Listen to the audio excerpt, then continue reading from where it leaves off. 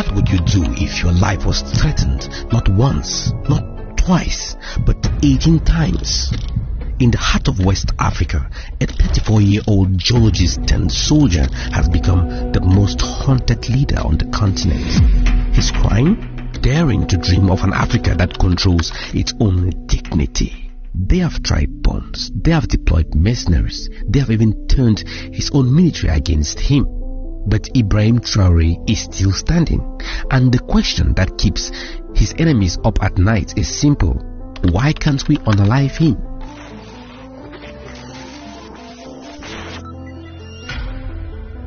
Welcome to the Strategic Lens on Africa Today, where today we are going beyond the headlines to uncover one of the most remarkable stories of survival on the African continent. Now, before we dive into the assassination plots, let me paint you a picture of Burkina Faso. This landlocked nation of 21 million people has long been caught between forces beyond its control. Colonial exploitation, terrorist insurgencies, and economic hardship have shaped its turbulent history. Many compare Traore to Thomas Sankara, Burkina Faso's revolutionary leader of the 1980s, who was assassinated after daring to challenge France's grip on the country. And here is where things get interesting. Ibrahim Traore wasn't born into a privileged family.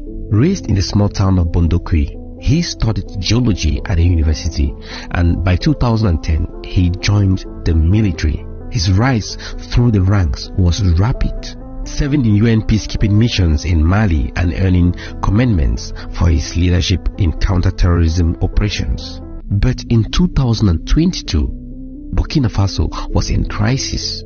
Islamist insurgents had taken control over 40% of the country's territory, and the military, led by Paul-Henri Damiba, had already staged one coup that January. On September 30th, 2022, Captain Ibrahim Traore led a second coup, declaring that Damiba had failed to address the security situation. At 34, he became the world's youngest head of state, launching more than 18 much-needed factories in Burkina Faso within 6 months. But here's what most media won't tell you. Ibrahim Traore wasn't just any power-hungry military man. He even refused an increase in his salary when he became the head of state. He chose instead to maintain his salary as a commander, since he was a commander before taking power. His first actions in power sent shockwaves in power halls in Paris and Washington. He expelled French troops, cancelled exploitative mining contracts, forged new alliances with Russia, and began implementing policies reminiscent of Thomas Sankara's revolutionary vision, from mandating locally made clothing for public servants to freezing corrupt officials' assets.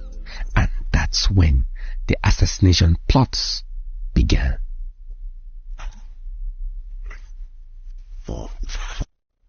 The first plot came just months after Traore took power. January 2023, intelligence services intercept communications revealing a chilling plan. A bomb was to be planted at Traore's residence during the African Cup of Nations match, when security was most distracted.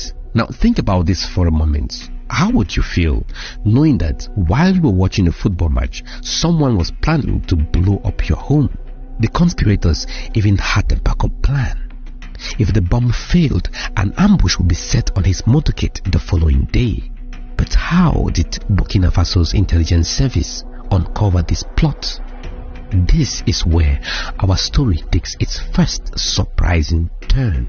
Multiple sources indicate that Russia's foreign intelligence services provided the crucial tip-off, sharing names of conspirators and details of the plan just hours before it was set to happen. But then what most people don't understand is that this assassination attempt was not an isolated incident. It was the first in what would become a pattern, a concerted campaign to eliminate a leader who dared to challenge the established order.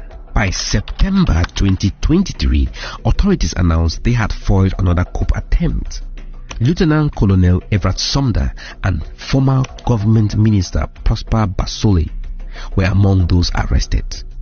But here is what makes this case particularly fascinating. The threats of this plot led directly to the man Traore had just overthrown, Paul Henri Damiba, who had fled to neighboring Togo.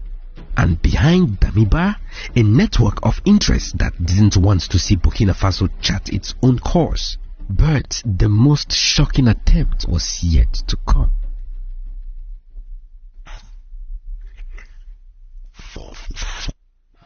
What's the price of a president's life? In Burkina Faso, apparently, it's 5 million. The plan was as audacious as it was simple.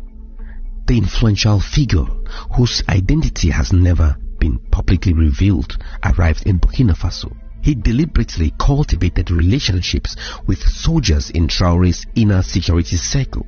If you could help me eliminate Ibrahim Traore, he told them, I'm going to pay you over $5 million. The soldiers appeared to accept. The mysterious figure paid them the $5 million and gave them special ammunition. When you are near Ibrahim Traore, just take out your guns and hit him with his bullets, and boom, you are rich. But in a remarkable turn of events, these soldiers went to Ibrahim Traore and revealed everything to him and handed over the money and evidence. We have been paid with this money to earn your life, they reportedly told him, but we are allies. We can't do this to you. What would you have done if you were in Traore's position? Who would you trust if people are offering money, millions of dollars, to your guards, your closest guards, to end your life? The mastermind was arrested and charged with treason, but his identity and who he was working for remain closely guarded secrets. Now, this raises very profound questions. Who has $5 million to lose to eliminate the leader of one of Africa's most poorest countries? And what interests are so threatened by Traore's leadership that they will go to such extents?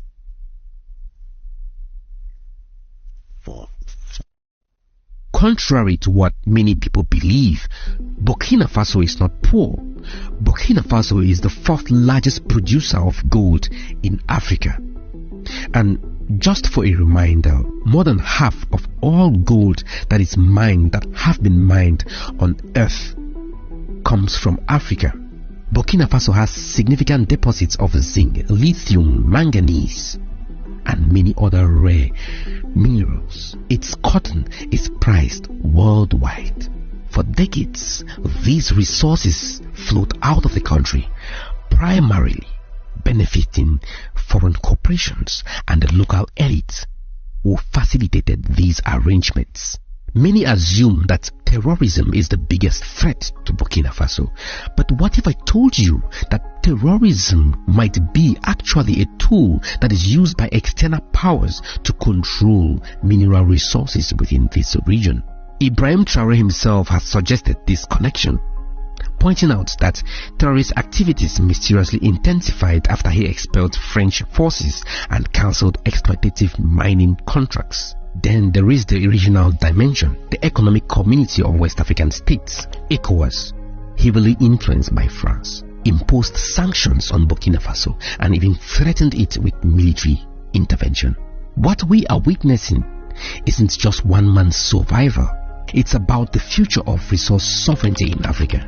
And caught in the middle of this struggle is a global power competition. As France's influence wanes, Russia has stepped in, providing security assistance, intelligence support, and diplomatic backing to Traore's government. Most Western media portray this as Russia opportunistically expanding its influence.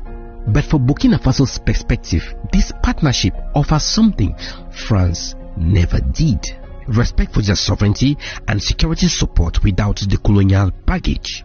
And this explains why, despite Western criticism of his authoritarian leadership, Traore enjoys widespread popular support at home, especially among young people who see him as fighting for their future.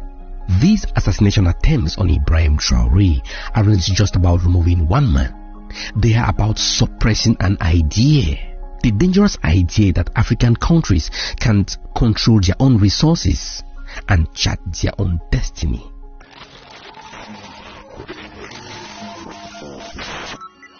Despite the constant threats to his life, Traore has initiated ambitious projects, from local manufacturing initiatives to agricultural reforms.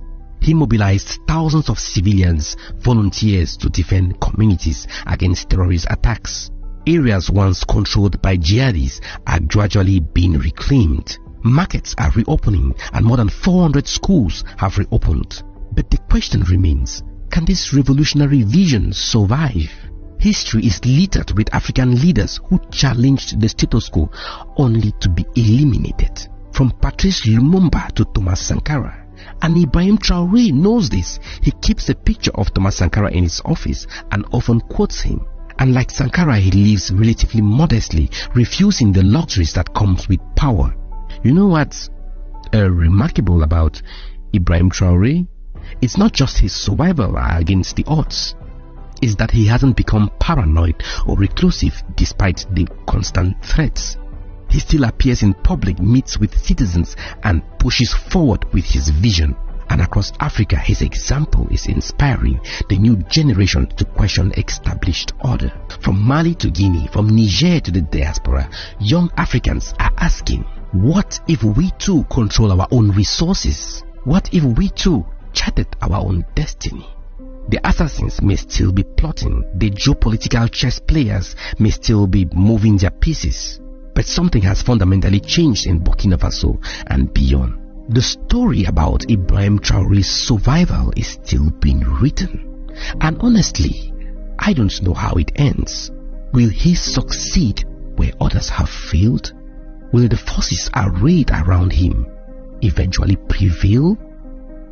What I do know is that each assassination attempt that fails makes the idea he represents even stronger, that African resources should benefit African people, and that even the smallest nations have the right to determine their own future.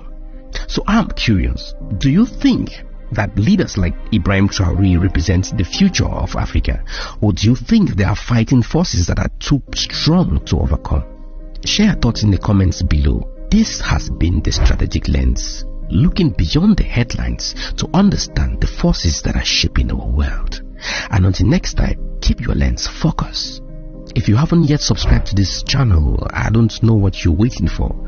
Hit the like button and share this video to 2 or 3 people that you know would like this content. Until next time.